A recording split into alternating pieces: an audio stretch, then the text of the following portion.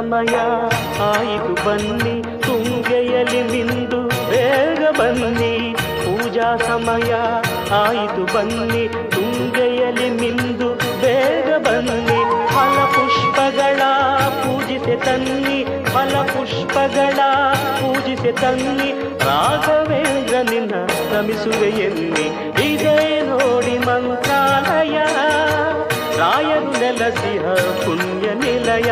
ಇದೇ ಅವರ ಬೃಂದಾವನ, ಭಕ್ತರ ಹೃದಯ ಸಿಂಹಾಸನ. ಇದೇ ನೋಡಿ